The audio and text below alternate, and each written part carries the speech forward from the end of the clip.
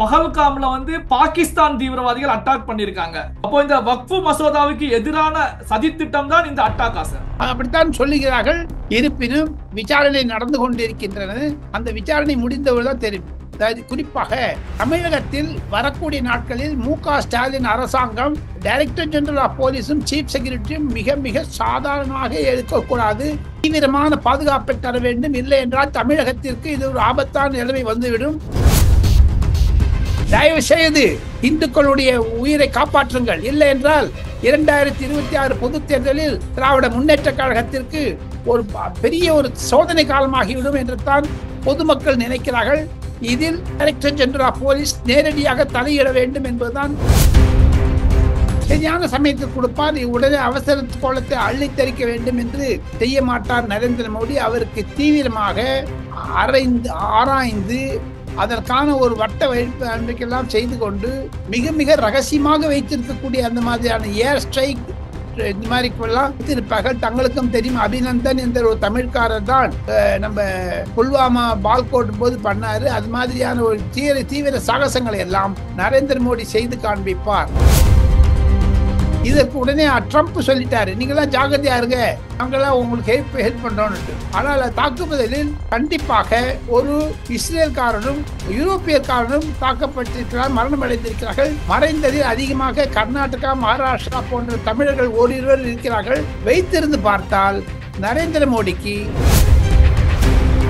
தமிழக போலீசார் மீது, குறிப்பாக சென்னை கமிஷனர் ஆஃப் போலீஸ் மீது தான் இந்த குற்றச்சாட்டு வரும். எனினும் ஒரு விதமான அசம்பாவிதம் நடக்காது இருந்ததனால் பாராட்ட வேண்டிய. என்னங்க இது திமுகவினால் தூண்டப்பட்டதா, காங்கிரஸால் தூண்டப்பட்டதா என்றெல்லாம் ரகசிய உளவு தெரியும் மத்திய அரசாங்கத்திற்கு கிடைத்துவிடும்.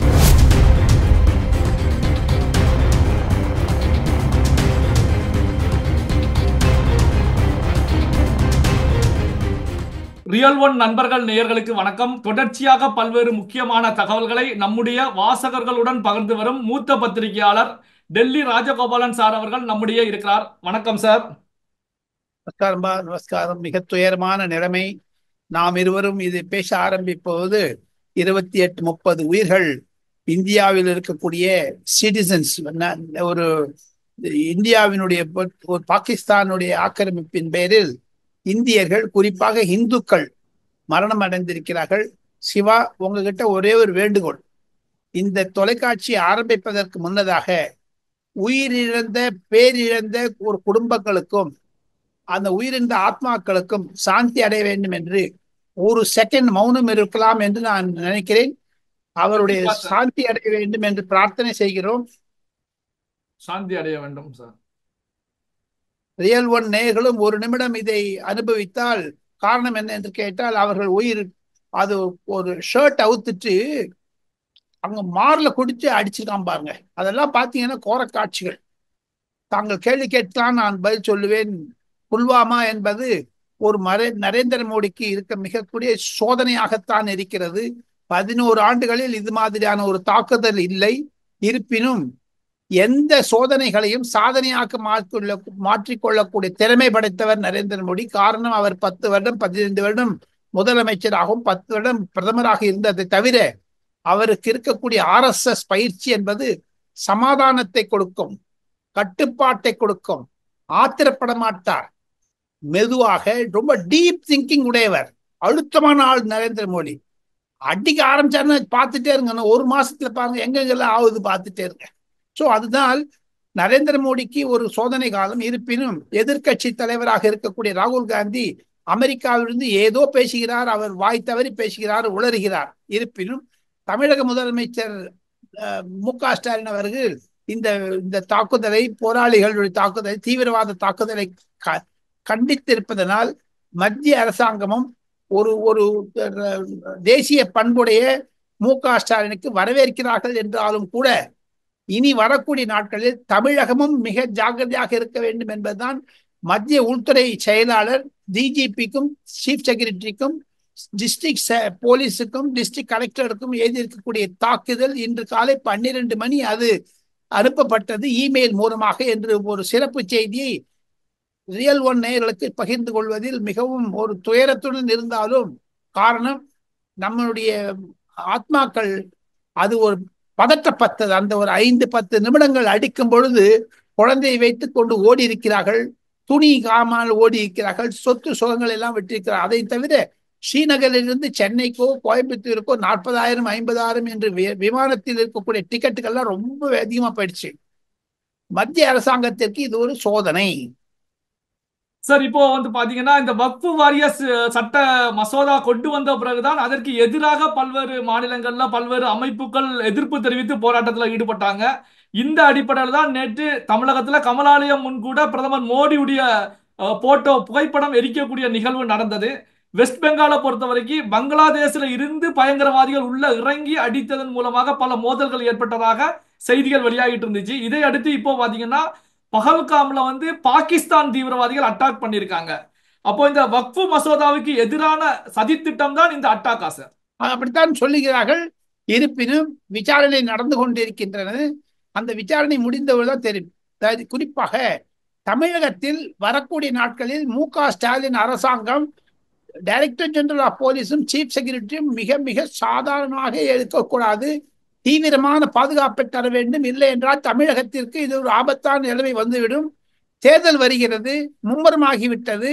வக்ஃபு போர்டை பற்றி 4 மாதங்களாகவே மு.க.ஸ்டாலின் மத்திய அரசாங்கத்திற்கு மீது கொடுத்து கொண்டு தொடர் ஒரு சாட்டை அடிகளை எல்லாம் பார்த்தால் சோதனை காலம் தமிழகத்திற்கு வந்து விடக்கூடாது என்பதையும் ஒரு சந்தேகங்கள் மனதில் இருக்கின்றன. சிவா, இதை தமிழக முதலமைச்சர் கண்டிப்பாக டைரக்டர் ஜெனரல் ஆஃப் போலீஸையும் சீஃப் செக்ரட்டரியும் கூப்பிட்டு, ஹோம் செக்ரட்டரியை கூப்பிட்டு, டிஸ்ட்ரிக்ட் கலெக்டரை கூப்பிட்டு, டிஸ்ட்ரிக்ட் சூப்பரண்ட் ஆஃப் போலீஸை கூப்பிட்டு ஒரு மகாநாடு நடத்த வேண்டும். எப்படி பிரதமர் சவுதி அரேபியாவிலிருந்து வந்தவுடன் விமான நிலையத்திலேயே ஒரு ஆய்வு கூட்டம் நடத்தினாரோ அதாவது. இல்லை என்றால் தமிழகத்தில் இந்த தீவிரவாதிகள் அதிகமாக இருக்கிறது.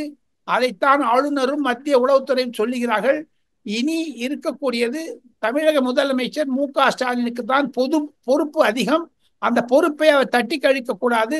இன்று மாலையே நாம் இருவரும் பேசிக்கொண்டு இருக்கிறது ரியல் ஒன் ஒரு நேயர்கள் மூலமாகவும் சிவா ராஜகோபால் ஒரே ஒரு வேண்டுகோள் மு.க.ஸ்டாலின், ஐயா தாங்கள் முதலமைச்சர், எனக்கு நீங்கள் முதலமைச்சர், சிவாக்கு நீங்கள் முதலமைச்சர், தயவு செய்து இந்துக்களுடைய உயிரை காப்பாற்றுங்கள். இல்லை என்றால் 2026 பொது தேர்தலில் திராவிட முன்னேற்ற கழகத்திற்கு ஒரு பெரிய ஒரு சோதனை காலமாகிவிடும் என்று தான் பொதுமக்கள் நினைக்கிறார்கள்.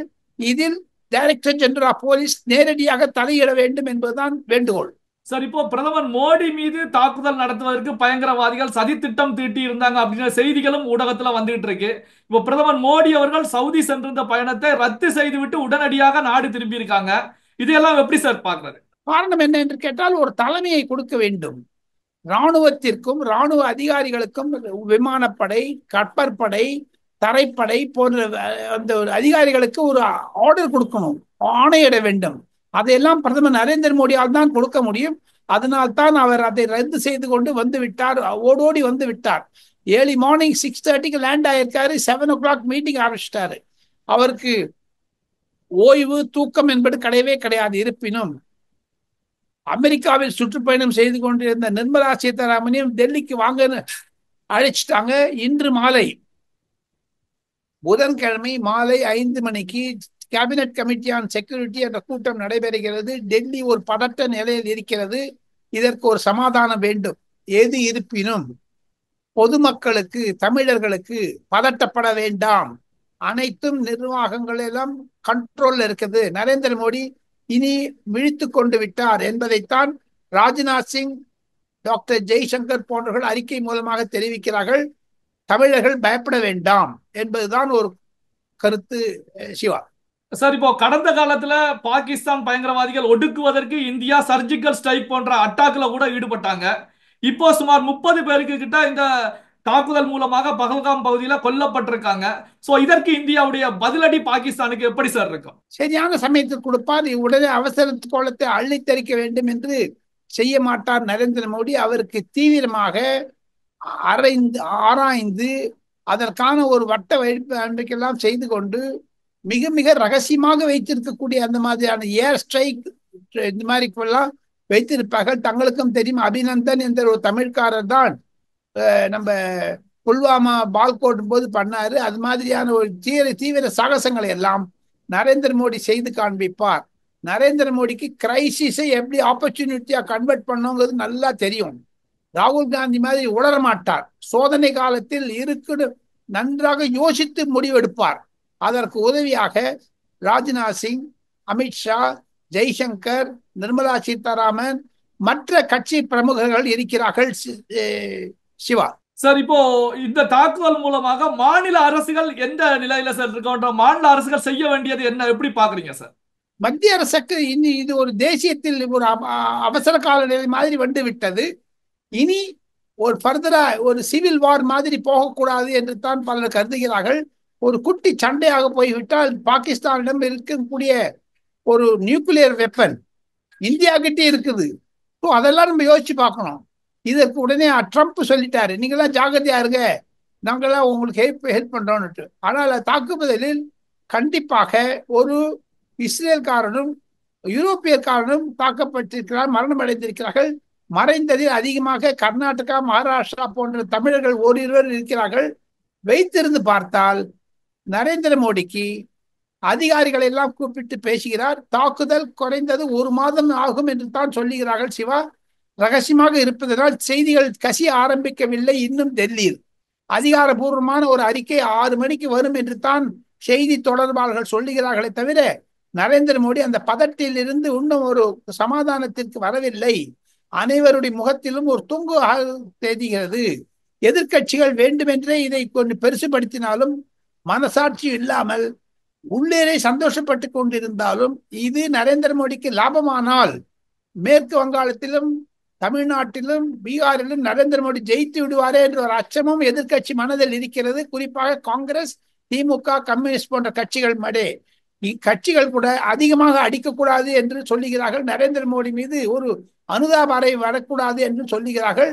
பாகிஸ்தானை திட்டுவதன் மூலமாக கண்டிப்பாக வட இந்தியாவில் இருக்கக்கூடிய நிலைமையை பார்த்தால் ஒரு இந்துக்களுக்கு எதிரான செயல் என்று தான் சொல்லுகிறார்கள். இது இந்து பிரச்சனையாகிவிட்டதனால் கன்சாலிடேஷன் ஆயிடும், சிம்பத்தி வந்துவிடும் என்று பயப்படுகிறார்கள் எதிர்கட்சியினர்.